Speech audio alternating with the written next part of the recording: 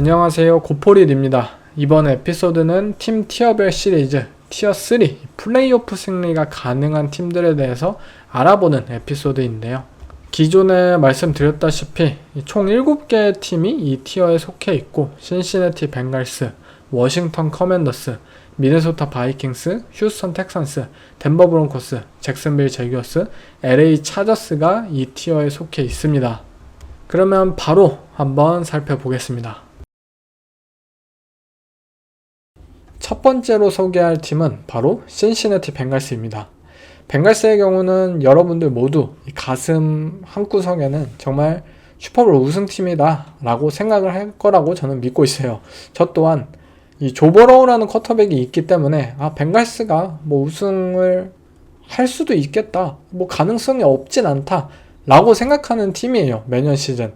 하지만 이들의 이번 오프 시즌은 정말 문제가 많았었고, 이들의 현 로스터 상황을 살펴보면 슈퍼볼 우승은 좀 힘들고, 그래도 플레이오프에 가까스로 9승 8패 또는 10승 7패로 와일드카드로 진출해가지고 조버로우의 캐리를 통해서 플레이오프 1승을 좀 거머쥐고, 이 디비전 라운드에서 완패를 당하는 조버로우가 12개의 색을 당해가지고 그런 모습으로 이 시즌을 마무리하지 않을까, 약간 이런 모습들이 그려지는데요. 먼저 벵갈스의 이번 오프 시즌 사실 많은 걸 하진 않았습니다. 그냥 대부분이 이 본인들의 핵심 선수들과 연장 계약을 체결하는 데 있었는데요. 먼저 영입 FA를 통해서는 사마지아 피라인 러닝백을 영입했고, 또 라인베커인 오렌 버크스를 영입을 했고요. 연장 계약에서는 마이크 게시키 타이트엔드와 연장 계약을 체결했고, BJ 힐 디펜시브 태클, 그리고 이들의 넘버원 넘버2 리시버인 티 히긴스와 자말 체이스와 각각 연장 계약을 체결했습니다. 벵갈스라는 팀은 현재 트레이 핸드릭슨의 계약 문제 때문에 무언가 팀 분위기가 굉장히 좋지 않죠. 이 조버로우가 공개적으로 트레이 핸드릭슨을 데려와야 한다 이렇게 힘을 실어주고는 있지만, 벵갈스 구단 자체는 지지부진한 상황이에요. 적극적인 모습을 보여주지도 않고 있고, 트레이 핸드릭슨 또한 팀이 빨리 좀 결론을 내줬으면 좋겠는데 어떠한 오퍼도 지금 하지 않고 있다라는 부분에 있어서 답답함을 드러내고 있고요. 저는 물론 트레이 핸드릭슨에 대한 평가가 여러분들 모두 각자 다를 것이기 때문에 이 선수에게 연장 계약 어마어마한 돈을 줘가지고 잡아야 되느냐라는 부분에 있어서는 분명 의견이 갈릴 것이에요. 하지만 확실한 것은 계약 방식이, 이 계약 과정이 분명히 잘못된다는 점은 모두가 공통적으로 인정할 것이라고 생각이 듭니다. 트레이 핸드릭슨 작년 올프로 퍼스트 엣지 러셔입니다. 핵심 쿼터백을 제외한 리그에서 가장 많은 돈을 받는 포지션이고요. 이 선수가 그리고 작년 디펜스를 혼자 캐리하고 또 리그에서 가장 첫 번째로 뛰어난 이 생산성을 선보였다면 사실 돈을 달라는 대로 주는 것이 맞지 않나 라고 저는 생각이 들고요. 물론 노쇠화를 좀 걱정할 수도 있고 그의 기량 저하를 걱정할 수도 있을 것 같지만, 벵갈스라는 팀은 슈퍼볼을 매년 시즌 노리는 팀입니다. 그러한 팀의 입장에서 리그 최고의 패스러셔를 잃는다는 것은 사실 미친 일이에요. 리그 최고의 이 슈퍼볼을 우승을 노리는 팀들이 가장 첫 번째로 할 일은 최고의 패스러셔를 찾는 일이에요. 쿼터백 혼자 슈퍼볼 우승을 캐리할 수 있는 것은 아닙니다. 그렇기 때문에 최고의 디펜스 플레이어, 특히 엣지 러셔, 패스 러셔를 영입함으로써 오펜스와 밸런스, 디펜스의 밸런스를 강화시키고, 그것을 통해서 슈퍼볼 우승을 드러내야 하는 것이 대부분의 팀들의 모델입니다. 그런데 벵갈스는 우리 패스 러셔 아무리 뛰어나도 돈 주기 싫어, 우리 지금 당장 우승 관심도 없어 라는 식으로 지금 소극적으로 취하고 있기 때문에 이들에 대해서 더욱더 분노를 드러내고 있지 않나 싶은데요. 심지어 벵갈스가 이번 오프시즌 영입한 연장 계약을 체결한 선수들 한번 보십시오. 마이크 게시키와 사마지아 피라인, 러닝백과 타이트엔드에게 애먼 돈을 주었습니다. 자말 체이스와 티 히긴스는 핵심 선수들이고 프랜차이즈 코어이기 때문에 연장 계약을 체결했던 것은 당연한 수순이었다고 생각이 듭니다. 하지만 그 과정 속에서도 작년 시즌이나 또는 작년 시즌을 시작하기 전이나 계약을 시즌 중반이나 재계약을 사실 노력을 했다면 지금 체이스와 히긴스에게 줬던 돈보다 훨씬 적은 돈으로 연장 계약을 체결했을 것이에요. 하지만 아니 돈 뭐 연장 계약 그냥 나중에 하면 되잖아. 그냥 뭐 나중에 줄게. 너네 뭐 돈 조금 줄게. 뭐 이런 식으로 하다가 선수들이 뻐기고 또 여러 가지 뭐 미디어나 조버로우의 압박이 들어오니까 야 그래도 연장 계약 하자. 뭐 얼마 주면 돼. 뭐 저스틴 제퍼슨보다 더 달라고? 오케이. 뭐 너 최고의 선수니까 우리가 그냥 줄게 이거 하고 이런 식으로 굉장히 이 셀러리캡 관리에 있어서 관심도 없고 적극적인 모습도 보이지 않고 또 괜히 선수들의 연봉만 올려주는 그런 의미 없는 이 계약 과정을 매년 시즌 벵갈스는 보여주고 있습니다. 트레이 핸드릭슨의 경우에도 마찬가지예요. 만약 이 두 명의 리시버를 어차피 잡을 것이었다고 생각을 했다면 분명 빨리 잡아가지고 이 리시버의 평균 연봉 좀 더 낮춰서 그 돈을 모아서 트레이 핸드릭슨에게 더 많은 돈을 이번 오프시즌에 줄 수도 있었고요. 거기에 더해서 사마제 피라인, 마이크 게시키 이들은 사실 없어도 되는 선수들이에요. 이미 넘버원, 넘버2 리시버, 리그 최고의 선수들이 조버로우라는 쿼터백이 벵갈스의 오펜스는 있기 때문에 이런 타이트 엔드나 이런 러닝백에게 사실 굳이 줘도 되지 않는 돈을 이들은 벵갈스는 안겨주었고 그 결과 오히려 트레이 핸드릭슨에게 줄 돈은 적어지는 도대체 어떻게 해서 이런 이 계약 구조나 뭐 이러한 과정들을 이렇게 형편없이 가지고 있을까라고 의문이 들 정도입니다. 선수들에게 정말 인색하기로 유명하고 선수들과의 이러한 뭐 계약 관계에 있어서 굉장히 문제가 많은 팀이라는 것을 벵갈스는 매년 시즌 보여주고 있고요. NFL PA에서도 이 선수들의 리포트에서 이 최하위권 팀으로 꼽혔을 정도입니다. 이 트레이 핸드릭슨의 문제가 과연 어떻게 해결될지는 모르겠지만 너무나도 심각한 수준이라고 저는 생각이 듭니다. 벵갈스의 팬분들 너무나도 좌절스럽지 않나 라고 생각이 들고 단순히 FA를 통한 이러한 뭐 팀 빌딩 방법 뭐 요것만 문제라면 그래도 넘어갈 수 있겠어요. 하지만 벵갈스는 드래프트에 대한 이해도도 최악입니다.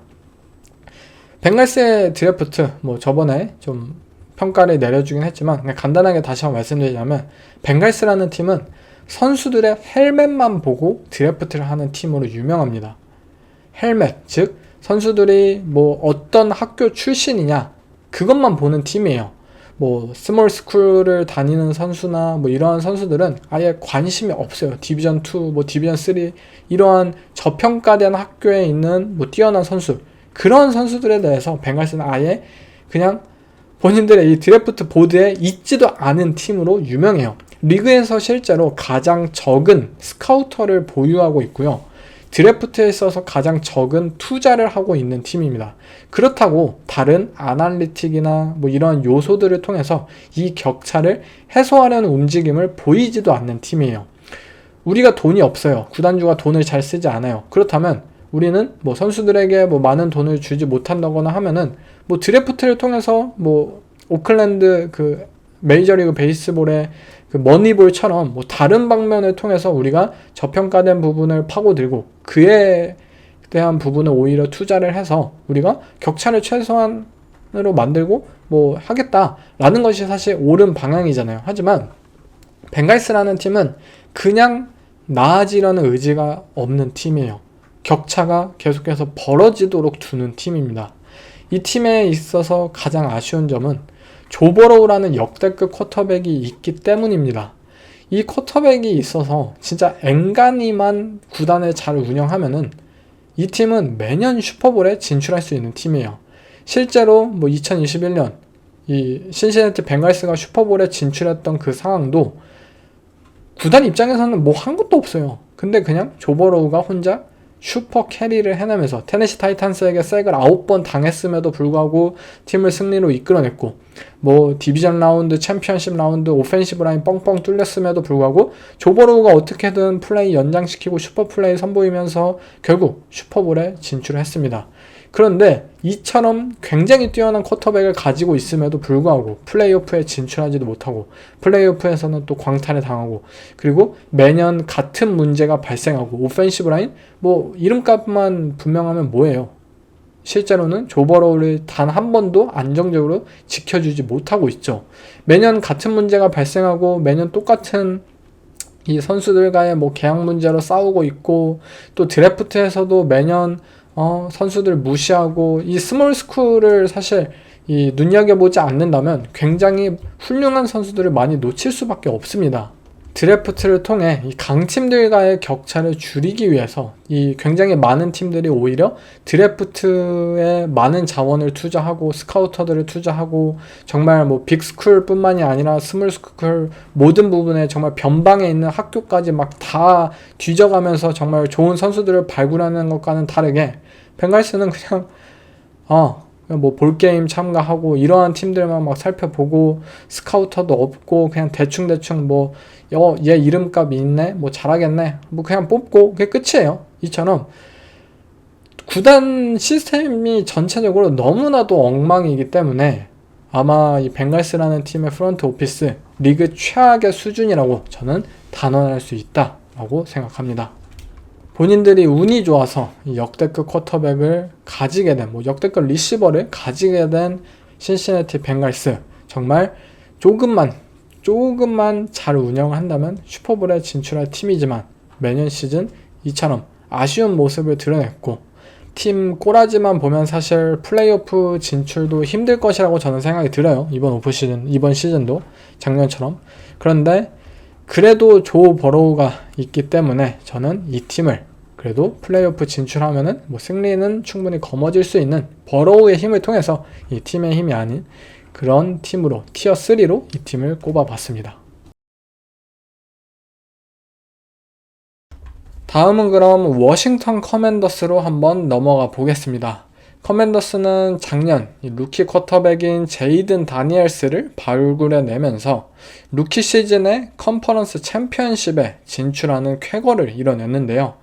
단순히 뭐 쿼터백 중에 뭐 최고의 퍼포먼스였다 라는 것을 떠나서 정말 모든 포지션 중 역대 가장 뛰어난 루키 퍼포먼스를 선보인 것이 아닐까라고 생각이 들 정도로 제이든 다니엘스의 퍼포먼스는 굉장히 센세이셔널 했는데요. 아마 작년 시즌에 컨퍼런스 챔피언십을 진출했었기 때문에 왜 커맨더스라는 팀이 고작 티어 3밖에 되지 않느냐라고 좀 갸우뚱하실 분들이 굉장히 많을 것 같아요. 저 또한 이해는 합니다. 이 팀은 뭐 이번 오프 시즌에 공격적으로 또 다른 선수들을 영입한 팀들 중에 하나이고, 또 작년 시즌 뽑은 이들의 이 대박 드래프트가 올 시즌 2년차 소포머 시즌에 뭐 또 다른 성장을 경험하면서 더 높은 무대인 뭐 슈퍼볼을 충분히 노릴 수도 있을 거라고, 또 가능성도 분명히 있다고는 보는데요. 하지만 이 제이든 다니엘스라는 쿼터백과 그리고 이제 새로운 체제 하에서의 워싱턴 커맨더스가 이 소포머 시즌에 접어드는 부분에 있어서 저는 또 다른 좀 걱정이 있지 않을까라고 생각이 듭니다. 이번 오프 시즌에도 워싱턴 커맨더스라는 팀은 공격적인 팀 운영을 단행했습니다. 오케이, 제이든 다니엘스 현재 루키 스케일 계약을 가지고 있고 몸값이 싸다. 우리가 다른 뭐 포지션에 뭐 다른 슈퍼스타에 많은 돈을 쓸 수가 있고, 그렇기에 이 제이든 다니엘스의 몸값이 쌀 때 우리는 올인을 하자라는 것이 이들의 의도예요. 그에 따라서 디보 사뮤엘이라는 이 샌프란시스코 나이너스의 베테랑 리시버를 트레이드를 통해서 영입을 하기도 했고요. 그리고 레프트 태클인 이 레러미 턴실 또한 휴스턴 텍산스로부터 트레이드를 통해서 영입을 했습니다. 그리고 뭐 작년 시즌에는 시즌 중에 뭐 마션 레리모어라는 코너백을 뉴올리언 세인츠로부터 트레이드를 하기도 했었죠. 이처럼 커맨더스는 굉장히 슈퍼스타 선수들을, 빅네임 스타 선수들을 트레이드를 통해서 뭐 연봉은 확실하게 지불할 수 있다, 어차피 제이든 다니엘스 싸니까 라는 식으로 무언가 확실한 즉시 전력감의 선수들을 영입하는데 또 한 번의 많은 픽과 많은 돈을 쓰게 됐고요. 이미 작년 시즌에 이 팀을 지탱해 주었던 뭐 잭 얼츠, 바비 와그너, 뭐 노아 브라운 또는 타이트엔드인 존 베이츠, 뭐 이러한 팀의 선수들과 주전 선수들과 뭐 연장 계약을 맺는 수순을 보여주기도 했습니다. 드래프트에서는 1라운드 픽으로 이 조시 코널리라는 태클을 뽑음으로써 브랜든 콜먼에게 너는 아직 뭐 완전한 주전이 보장되지 않은 선수이다. 조시 코널리와 함께 경쟁을 해서 우리 팀의 태클은 확실하게 제이든 다니엘스를 보호할 수 있는 5년, 10년의 그러한 퍼포먼스를 선보일 수 있는 선수로 뭐 채워둘 거야 라는 식으로 뭐 경쟁을 바라는 식으로 이 드래프트를 한 것은 저는 좋은 방향이라고 생각이 듭니다. 그렇지만 이들의 오프시즌 영입의 몇몇 무브들에 있어서 저는 굉장히 좀 아쉬운 모습도 있는 것이 사실이라고 생각합니다. 일단 조나단 알렌이라는 이 팀의 최고의 디펜시브 라인맨, 디펜시브 태클, 아직도 플레이오프 무대에서 뭐 미네소타 바이킹스나 이런 팀들을 상대로 했을 때 굉장한 이 프레셔를 보여주었던 이 조나단 알렌을 내보내고 제번 킨로우라는, 사실 킨로우라는 이 디펜시브 태클이 단순히 뭐 평균 이상급의 선수였다면 뭐 더 젊고 무언가의 뭐 스킴에서의 그런 시너지를 뭐 기대할 수 있겠다라고 생각할 수도 있겠지만, 아예 이 선수는 리그 하위권에 있는 선수라고 저는 생각이 들었어요. 그렇게 킨로우를 영입한 것이 과연 맞을까? 이 선수를 대체했다고는 하지만 그것이 마이너스가 된 것이 특히 디펜시브 라인이라는 이 중요한 부분에 있어서 그 부분은 굉장히 좀 실망스러운 영입이기도 했고요. 그리고 디보 사뮤엘과 레러미 턴실, 굉장히 고연봉자이면서 하락세에 분명히 접어든 선수들을 공격적으로 영입했고, 이에 따라서 뭐 드래프트 픽을 줬어요. 뭐 돈을 쓰는 것은 뭐 이해할 수 있어요. 뭐 제이든 다니엘스가 싸니까 그 기간 동안 뭐 아무렇게나 돈을 써도 그것은 뭐 감안할 수 있다. 어쨌든 구단주가 밀어주기만 한다면 라는 생각이 들지만, 드래프트 픽까지 날리면서 이번 2025년 커맨더스의 드래프트 픽이 굉장히 적었다는 것, 이 5개의 픽밖에 행사를 하지 못했었죠. 그런 부분들을 생각한다면 분명히 저는 아쉬움이 남는다고 생각이 들어요. 마션 레리모어의 작년 트레이드도 결국엔 실패로 드러났잖아요. 레리모어가 이 플레이오프 무대에서 상대 리시버들과의 1대1 매치업에서 거의 매번 완패를 당하는 수준에 그쳤기 때문에요. 디보 사뮤엘도 항상 부상과 그리고 작년 시즌 라이너스의 오펜스에서 스피드가 저하된 모습을 보여주거나 또는 운동 능력이 예전만큼 막 상대의 태클을 부숴주고 그러한 타입의 뭔가 폭발적인 플레이를 확실하게 보여주지 못한다는 것을 우리는 목격을 해왔으니까요. 레너미 턴실의 경우에도 마찬가지예요. 재작년까지만 하더라도 오케이 뭐 CJ 스트라우드의 레프트 태클로서 뭐 정말 스트라우드가 안정적으로 리그에 안착하는데 굉장히 큰 공헌을 한 선수였지만, 작년 시즌 레너미 턴실 역대 최악의 휴스턴 텍산스의 오펜시브 라인에 이 선수 또한 지분이 분명히 있었습니다. 확실한 뭐 고연봉자이자 그리고 레프트 태클로서의 역할을 잘 해내지 못하였고, 만약 그것이 일시적인 요소가 아니라 이제 정말 하락세를 접어든다는 가정을 한다면 어쩌면 커맨더스의 이번 영입들은 재앙이 될 수도 있다는 생각이 들기도 했어요. 물론 제이든 다니엘스라는 쿼터백이 있기 때문에 바닥 자체는 굉장히 단단할 거라고 생각이 듭니다. 커맨더스가 뭐 예전처럼 뭐 3승, 뭐 4승 뭐 이런 것들을 기록해가지고 뭐 전체 1픽, 뭐 전체 탑3, 탑5 픽을 노리고 이러한 팀은 저는 되지는 않을 거라고 생각이 들어요. 제이든 다니엘스라는 쿼터백이 워낙 뛰어난 쿼터백이기 때문에 이 쿼터백이 있는 한 커맨더스는 바닥이 최소한 8승 정도는 되는 팀이 될 거예요. 바닥이 정말 단단해요. 그렇기 때문에 뭐 많은 분들이 또 이번 다가오는 시즌에도 뭐 디비전 우승이나 또는 플레이오프를 또 기대할 수 있는 것이고, 저 또한 플레이오프에서는 충분히 승리가 가능한, 플레이오프를 충분히 진출할 수 있는 수준의 팀이라고 꼽아낸 것이고요.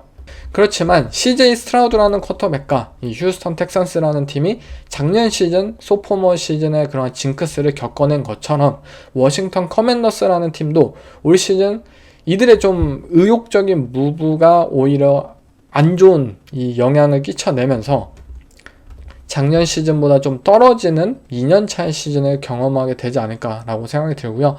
제이든 다니엘스 또한 이번 오프 시즌에 정말 막 바쁜 스케줄들을 현재 소화하고 있잖아요. CJ 스트라우드가 막 마이카 팔슨스랑 같이 막 뭐 도쿄도 막 갔다 오고 막 바쁘게 움직였고 그랬던 것처럼, 그리고 소포머 시즌을 경험했던 것처럼 이 제이든 다니엘스도 막 어디 막 쇼에 막 참가하고 막 여러 막 슈퍼스타 선수가 아니라 뭐 래퍼나 뭐 그런 선수들 파티에 참가하고 막 그러잖아요. 그만큼 이 좀 더 옛날 같은 그런 모습들을 좀 보이기보다는 이 스타로서의 모습을 현재 제이든 다니엘스가 보이는 만큼 이 선수가 2년차 시즌에 정말 리그의 31의 모든 팀들이 자기에 대해서 분석을 하고 어떻게 상대해야 될지 뭐 접근법에 대해서 고민하고 정말 많은 연습을 할 동안에 이 선수가 이렇게 바쁜 스케줄을 보이면 작년 이 스트라우드와 휴스턴 텍산스의 오펜스가 정말 헤맸던 것처럼 어쩌면 커맨더스의 이번 오펜스도 좀 헤맬 가능성이 어느 정도는 있지 않을까. 근데 물론 스트라우드가 결국 그것을 뭐 플레이오프 무대를 통해서 깨트렸던 것처럼 저는 다니엘스가 정말 뛰어난 쿼터백이기 때문에 결과론적으로는 위기가 찾아와도 잘 극복해낼 거라고는 생각이 듭니다. 그렇지만 작년 시즌만큼 예상치 못했던 그러한 좋은 결과를 만들어낼 수 있느냐라는 물음에 있어서는 저는 커맨더스가 쉽지는 않을 것 같습니다. 지금 워싱턴 커맨더스라는 팀은 아담 피터스라는 이 GM의 2년차 시즌에 단지 접어들 뿐이죠. 그렇기 때문에 뭐 이 팀의 프론트 오피스에 대해서 어떻게 평가를 하냐에 있어서는 사실 평가할 수 있는 기간이 너무나도 적기 때문에 아직은 저는 보류를 하려고 해요. 하지만 지금 커맨더스의 팬분들은 어쨌든 너무나도 행복한 상황이죠. 이 댄 스나이더 구단주에 있었던 시절에는 정말 안 좋은 막 투자도 안 하면서 막 구단에 막 개입하기도 하고 정말 막 악영향을 끼치고 막 구설수를 막 만들어내고 정말 구단주로서 정말 어떤 스포츠를 다 따져도 최악이다 라고 생각을 할 수 있었을 정도였잖아요. 하지만 댄 스나이더가 떠나고 조시 해리스가 부임을 하였고, 물론 조시 해리스가 부임했을 당시 저는 굉장히 많은 걱정을 했습니다.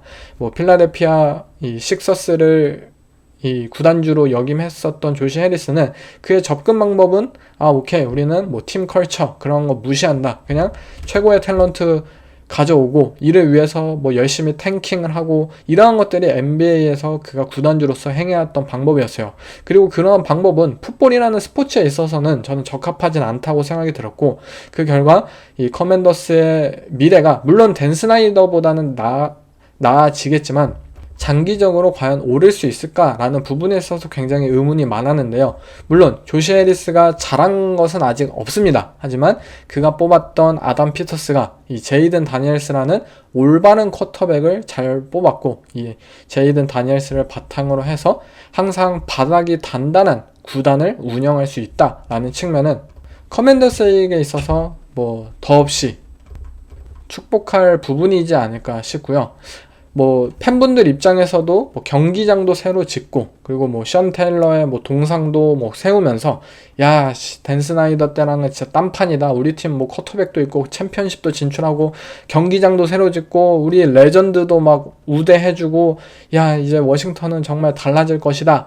뭐 우리의 구단은 정말 뭐 예전 뭐 조 깁스 뭐 이런 시절로 돌아갈 것이다 라고 생각이 들 정도로 굉장히 희망차지 않을까라고 생각이 듭니다. 하지만 저는 현재 뭐 기뻐할 만은 하지만 장기적인 방향에 있어서는 평가를 보류하고 싶고요.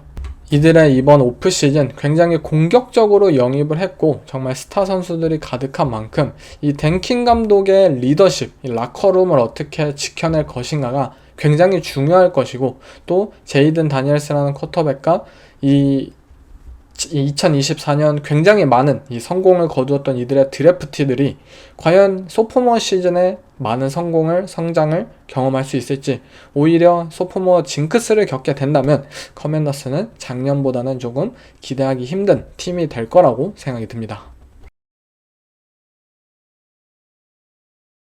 다음 팀인 휴스턴 텍산스로 한번 넘어가 보겠습니다. 텍산스 또한 이번 오프 시즌 굉장히 격동적인 이 오프 시즌을 보낸 팀들 중에 하나인데요.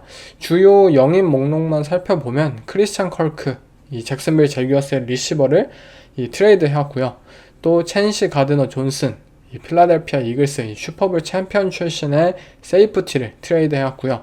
뭐 저스틴 왓슨, 뭐 리시버, 베테랑 리시버, 그리고 땜빵이 난 오라인을 채우기 위해 레이큰 텀린슨, 이들의 베테랑 오펜시브 라인맨을 영입하는 이 움직임을 선보였습니다. 드래프트에서는 제일런 노엘, 제이든 히긴스 두 명의 리시버를 나란히 픽했고요. 또 오펜시브 태클로 어설이라는 이 선수를 뽑음으로써 오라인을 그래도 뭐 드래프트에서 어느 정도 힘은 썼다, 뭐 성의는 표했다 라고 생각을 할 수 있을 것 같아요. 그리고 연장 계약에 있어서 이들의 코너백들에게 연장 계약을 체결했습니다. 데릭 스팅글리와 젤런 피트리, 이 두 명의 코너백들의 연장 계약을 체결하면서 우리 팀은 이 막강한 코너백진을 바탕으로 해서 앞으로도 굉장히 공격적이고 또 유동성 있는 이 디펜스를 보여주겠다라는 의지가 확실하게 선보였고요. 주요 나간 선수들 목록에는 텍산스가 정말 애지중지 모셔왔던 레러미 턴실이라는 레프트 태클을 이 트레이드로 커맨더스로 보내는 결정을 했습니다.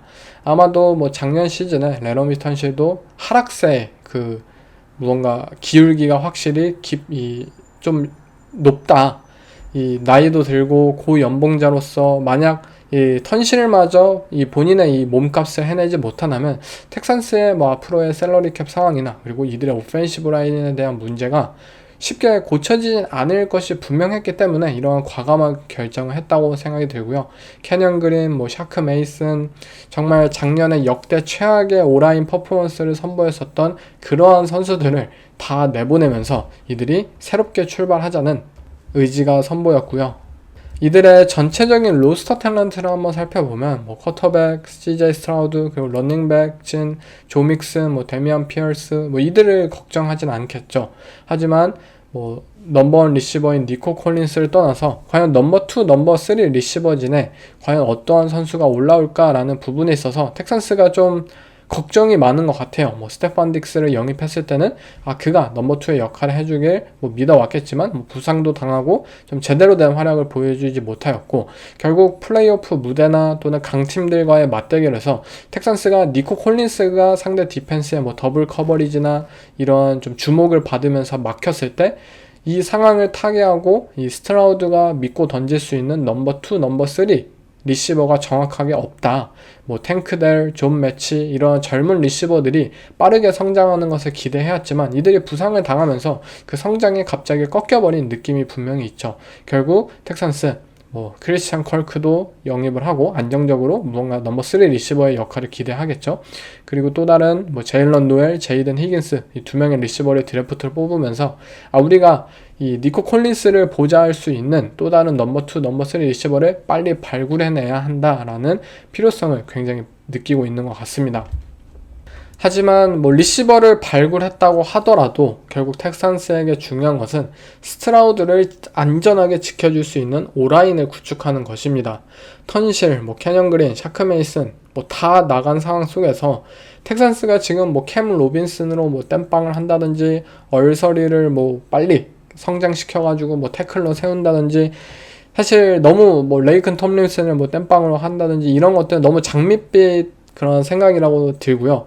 만약 실질적으로 당장 이 시즌에 돌입한다면 저는 텍산스의 오라인이 결국 캔자스 시티, LA 차저스 또는 라스베가스 레이더스 이러한 팀들의 D라인을 상대로 과연 경쟁력 있는 모습을 보여줄 수 있을까에 대해서는 그냥 단순하게 그럴 수 없다라고 생각이 듭니다. 무언가 급격한 발전을 이 젊은 선수들이 좀 보여주지 않는 이상 이들의 오라인은 계속해서 불안한 모습을 보일 것이고요. 그에 따라서 스트라우드에 대한 부담이 증대될 것으로 생각이 됩니다. 하지만 디펜스 쪽에서는 텍산스가 분명히 더 높은 고점을 좀 기대해 볼 수도 있을 것 같아요. 윌 앤더슨과 드닐 헌터는 아직도 리그 최고의 이 엣지 러셔 듀오이고요.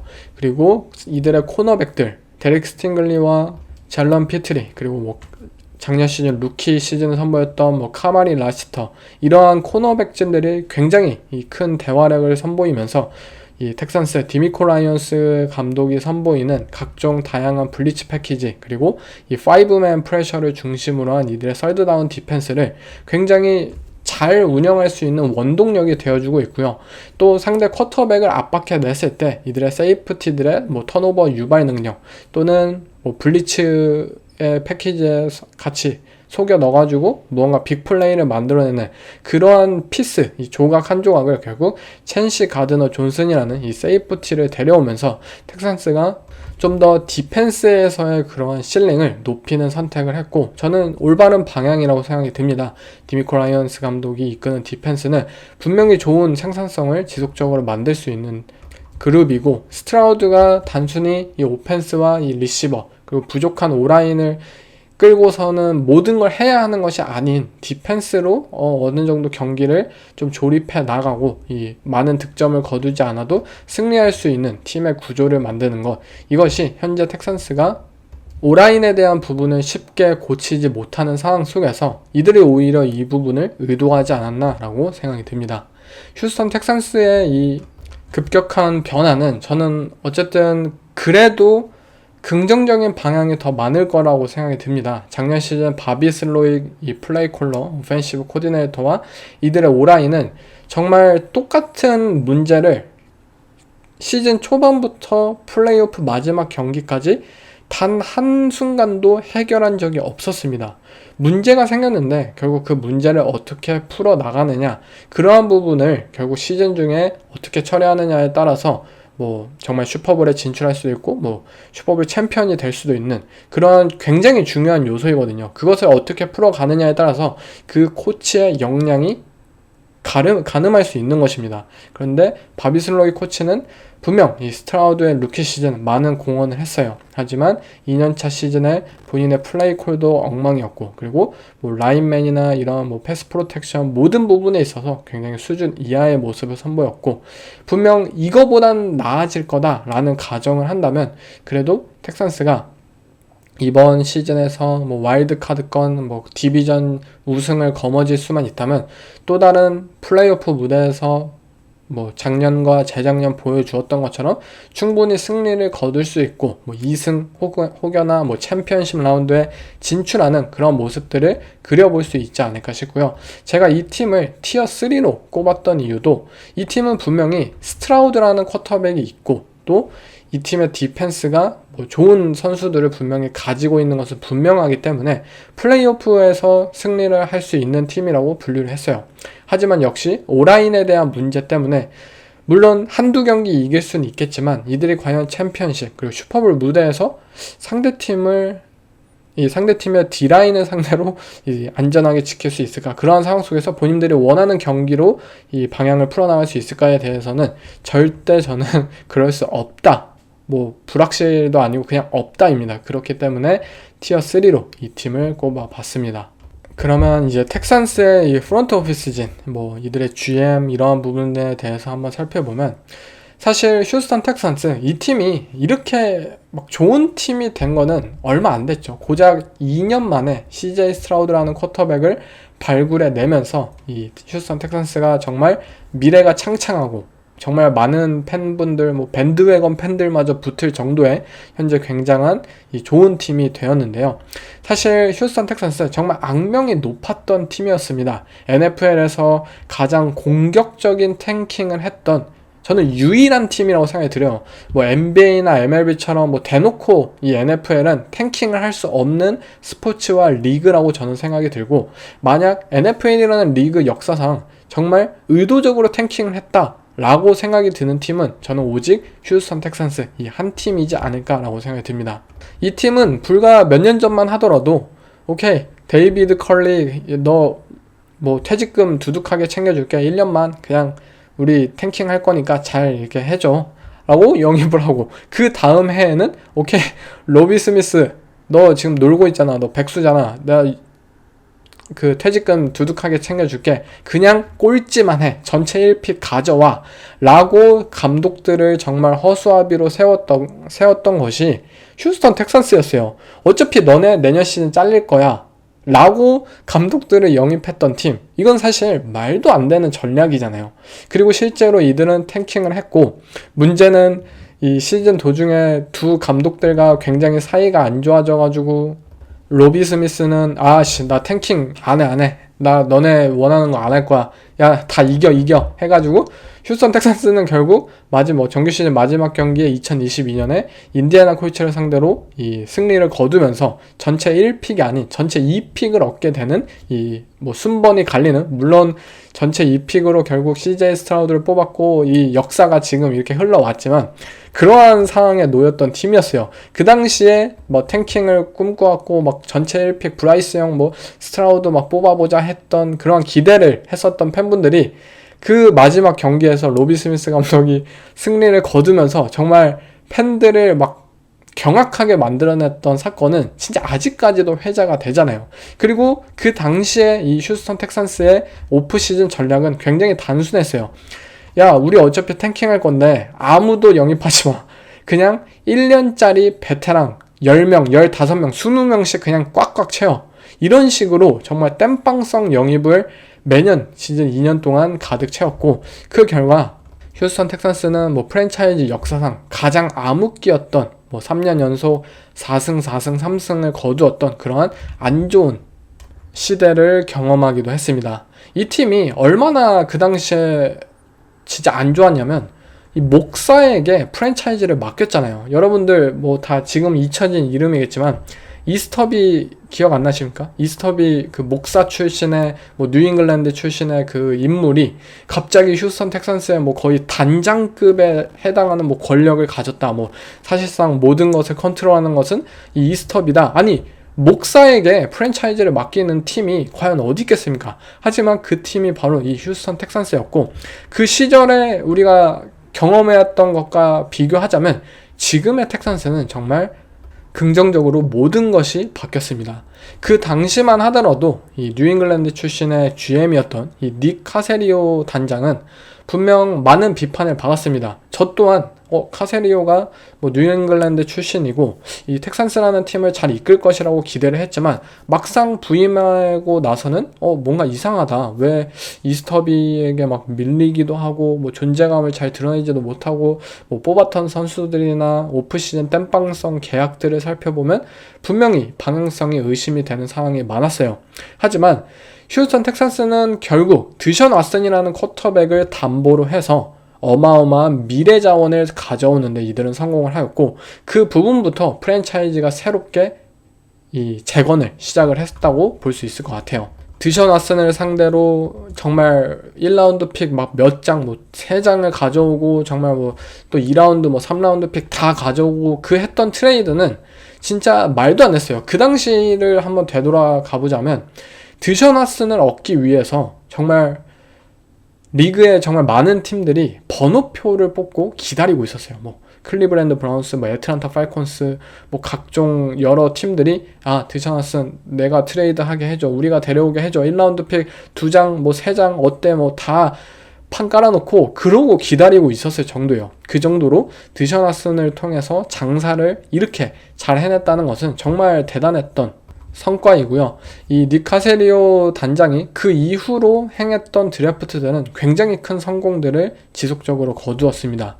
니코 콜린스, 뭐 데릭 스팅글리, 젤런 피트리, 스트라우드, 윌 앤더슨, 캘럼 블락, 블레이크 피셔, 카마리, 뭐 라시터, 이 모든 선수들이 지난 뭐 2, 3년 동안 뽑았던 선수들이요. 팀의 주축이고 연장 계약을 체결했고 정말 슈퍼스타 올프로급 선수들이 지금 몇 명이나 됩니까? 엄청 많잖아요. 이러한 선수들을 드래프트를 통해서 굉장히 잘 뽑아왔고, 또 2023년 드래프트 CJ 스트라우드와 또 윌 앤더슨을 동시에 뽑아보자 라고 선택했던 이들의 드래프트는 뭐 그 당시에도 많은 칭찬을 받았습니다. 두 선수 모두 오펜스와 디펜스 최고의 선수 중에 한 명이라고 이 평가를 받았던 선수들이었고, 뭐 프랜차이즈를 재건할 수 있는 드래프트로서 그러한 뭐 결정은 뭐 충분히 칭찬받을 만하다라고 평가했던 것이 그 당시의 평가였지만, 지금 와서 생각해보면 정말 엄청나게 과감했습니다. 정말 도전적이었고, 그러한 선택을 지금에서 다시 한번 할 수 있을까라는 의문이 들 정도예요.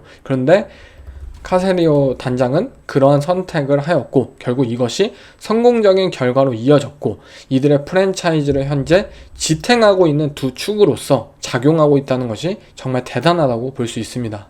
디펜시브 백들의 경우에는 디미코 라이언스 감독, 너가 이 디펜시브 백들을 뭐 길러내고 성장하는데 일가견이 있잖아. 너에게 모든 것을 맡길게. 너가 원하는 타입의 선수들을 뽑고 오케이, 우리 그냥 연장계약 체결하기만 할게.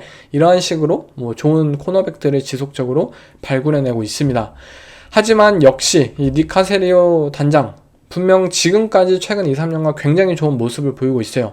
하지만 역시 단 하나, 이 오펜시브 라인을 만드는 데 있어서, 구성하는 데 있어서 계속해서 실패를 거두고 있습니다.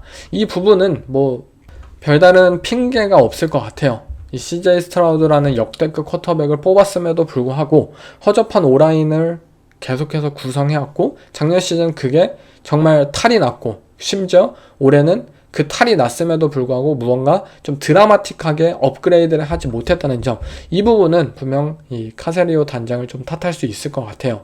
하지만 문제를 어느 정도 인지를 했고 대격변을 저는 일으켰다는 것은 대단하다고 생각이 듭니다. 보통의 일반적인 팀들이라면 뭐 캔자스 시티 칩스나 뭐 필라델피아 이글스나 뭐 이러한 대단한 팀들마저도 저는 이렇게까지 과감하게 결정을 선택하지는 못할 거라고 생각이 듭니다. 보통의 팀이라면 오케이 뭐 한두 명 그냥 핵심 선수들 뭐 FA에서 영입을 하고 또는 뭐 라인맨 코치를 바꾸고 이 정도 수순에서 사실 그칠 거예요. 하지만 텍산스가 했던 것은 레러미 턴실 필요 없어. 우리가 마이애미 돌핀스로부터 그를 얼마나 원했고 트레이드 대가로 뭐 1라운드 픽 2장을 줬든 상관없어. 그냥 내보내. 우리 바비 슬로이 코치, 뭐 CJ 스트라우드의 루키 시즌을 함께 선보였고 또 뭐 유대 관계가 생겼고 우리의 성장에 뭐 중추적인 역할을 했지만 오케이 못해. 이제는 못해. 필요 없어. 모든 것을 다 내보내고 정말 대격변을 일으켰다는 것은 저는 정말 이렇게까지 과감할 수는 없다고 생각이 들어요. 진짜 1년 만에 바비 슬로이 코치를 자른 것은 정말 대단한 결정이라고 생각이 들고요. 이 휴스턴 텍산스라는 팀은 더욱더 나아지기 위해서 공격적인 결정을 어느 때나 할 수 있는 팀이 되었고 현재까지 이게 성공의 원동력이 되어주고 있다는 점이 굉장히 큽니다. 그렇기 때문에 지금 당장 페이퍼 상으로만 보면 이 팀의 오라인 작년처럼 정말 최악이고 꼴찌가 될 것이다. 저 또한 그렇게 아직은 믿고 있어요. 뭐 그런 부분들을 걱정하지 않을 수가 없죠. 하지만 그래도 이 부분이 나중에 우리가 되돌아 봤을 때는 그 당시에 이렇게 했으니까 이들이 지금 성공을 거둘 수 있었다. 이거 재평가다 라고 판단을 받을 수 있는 그러한 요소로 저는 작용을 할 거라고 믿고 있습니다. 정말 리그 최악의 팀에서 최고의 프랜차이즈로 정말 몇 년 만에 이 도약을 해낸 휴스턴 텍산스, 이들의 2025년 시즌, 저 또한 이 오라인에 대한 문제를 봤을 때 과연 어떻게 해결해 나갈지 개인적으로 굉장히 궁금하네요. 다음은 미네소타 바이킹스로 한번 넘어가 보겠습니다. 바이킹스는 이번 오프시즌 오고 나간 선수가 굉장히 많았는데요. 먼저 나간 선수로는 샘 다널드 쿼터백을 보내주었죠.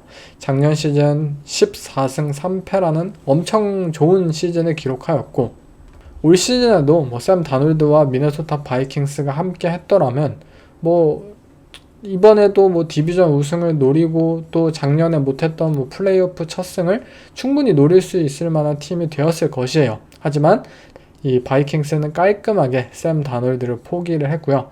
게럿 브래드버리, 캠 마이넘, 스테판 길모어 이러한 베테랑 선수들과 결별을 선택하였고 반면에 라이언 켈리, 윌 프라이를 영입함으로써 이 JJ 맥카시에게 안정적인 오라인을 선물하기도 했고요. 조나단 알렌과 제이번 하그레이브를 영입함으로써 이들이 약점이라고 꼽혔던 이 디펜스, 인테리어 디펜시브 라인을 두텁게 만드는 이 결과를 만들어내기도 했습니다. 또 조던 메이슨, 이 백업 러닝백을 영입하기도 했었죠. 연장 계약으로는 에런 존스, 바이런 머피, 이 작년 시즌 이 베테랑 선수들로서 수훈이었던 선수들에게 좀 돈을 챙겨 주었죠. 바이킹스는 이처럼 로스터 모든 부분에 있어서 굉장히 안정적인 팀이 올 시즌도 되었습니다. 오펜시브 라인은 아까 말씀드렸다시피 새롭게 재건하는 데 성공을 했다고 저는 평가를 하고 있고요.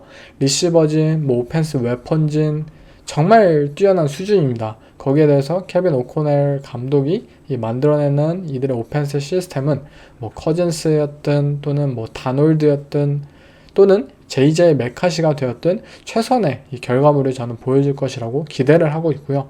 디펜스 쪽에서도 브라이언 플로레스 코치 워낙 뛰어나다 보니까 작년에도 본인이 원하는 타입의 플레이어들, 앤드류 반긴켈, 이러한 선수들, 블레이크 캐시만 영입해가지고 최고의 디펜스 퍼포먼스를 선보였고, 올해는 인테리어 디펜시브 라인마저 강화를 하면서 이 팀의 디펜스, 쿼터백의 입장에서 과연 블리치를 할 것인지, 인테리어에서 하그레이브와 그냥 조나단 알렌이 밀고 들어올 수도 있고, 정말 어떻게 이 쿼터백 프레셔를 피할 수 있을까라는 부분에서 많은 고민을 하게 만드는 이 플로레스 코치의 디펜스가 또 한번 기대가 되고요. 이처럼 바이킹스라는 팀은 리그 최고의 코칭진을 가지고 있다라고 해도 과언이 아닙니다. 캔자스시티 칩스의 다음으로 저는 뛰어나다고 생각이 드는데요. 어떠한 선수가 주어지든 케빈 오코넬 감독은 최선의 결과를 만들어내고 있고요. 커즌스, 다놀드, 그리고 앞으로 이 JJ 맥카시 에라에 있어서 디비전 우승을 매년 시즌 노린다는 것은 분명히 대단한 업적입니다. 쿼터백이 누가 되었든 10승은 기본이고 디비전 우승하고 플레이오프를 노려볼 만한 팀이라다라는 것은 정말 상상하기 힘들 정도로 힘든 일이에요. 그만큼 이 케빈 오코넬 감독이 엄청난 이 코칭 퍼포먼스를 매년 보여주고 있다고 생각이 듭니다. 브라이언 플로레스 코치도 마찬가지입니다. 분명히 바이킹스의 디펜스는 많이 망가졌어요. 이 플로레스 코치가 부임하기 전까지만 하더라도요. 하지만 그 디펜스를 단기간에 끌어올렸고 리그 트렌드를 이끄는 선도자가 되면서 정말 지금 리그의 모든 팀들이 이 플로레스 코치의 이 미친 블리츠 스킨, 제로 블리츠 이것을 다 따라하고 있어요. 그만큼 본인이 원하는 타입의 선수를 요구하고 이를 통해 확실한 결과를 냈다는 것은 분명히 대단합니다. 하지만 바이킹스 이처럼 최고의 코칭진을 가지긴 했지만 바이킹스의 문제는 드래프트를 너무나도 못한다는 점입니다. 현재 팀의 핵심 선수들은 대부분 릭 스필만 단장 체제 하에서 뽑은 선수였고요. 이 쿠에시 단장의 첫 번째 드래프트였던 2022년 드래프트는 루이스 신, 앤드류 부스, 에드 잉그램 그리고 나머지 선수들도 전멸이다 라고 평가할 수 있을 정도의 역대급 프랜차이즈 최악의 드래프트를 선보였었죠. 2023년에도 조던 에디슨을 건지긴 했지만 조던 에디슨이 사실 정상급의 넘버 2 리시버다 라고 평가하기에는 아직은 좀 이르죠. 그리고 조던 에디슨을 제외한 그 외의 선수들은 분명히 활약이 미미하고요. 2024년도 마찬가지예요. JJ 맥카시 부상으로 통째로 날렸고요. 댈러스 터너도 부상 당해가지고 활약이 미미한 상황입니다. 이처럼 드래프트에서는 최악의 손길을 가졌지만 반대로 이 쿠에시 단장의 가장 큰 이 강점은 FA에서 팀을 꾸리는 능력이 리그 제일이라는 점입니다. 올 시즌만 하더라도 윌 프라이스와 라이언 켈리를 값싼값에 데려오면서 JJ 맥카시 루키 쿼터백에게 가장 중요한 것이 뭡니까? 그를 지켜줄 수 있는 안정적인 오라인이에요. 이 오라인을 꾸려냈다는 점이 정말 대단하고요. 또 하그레이브와 조나단 알렌 아직도 매 스냅마다 임팩트를 줄 수 있는 플레이어이지만 그들의 나이와 그러한 점들을 생각해가지고 좀 몸값이 쌀 수밖에 없는 가성비 플레이어를 잘 데려와가지고 또 합리적으로 계약을 체결하였죠. 에런 존스, 런닝백을 그 당시에 그린베이 패커스로부터 잘 데려오기도 하였고 바이런 멀피 또한 그 당시에 애리조나 카디널스로부터 애물단지다라고 평가를 받았던 이 선수를 잘 데려와서 현재 리그 최고의 태클링 능력을 선보이는 코너백으로 성장을 시켰고 연장 계약을 이번 오프시즌에 체결하기도 했습니다. 그리고 작년 시즌 샘 다놀드를 영입한 것도 신의 한 수였죠.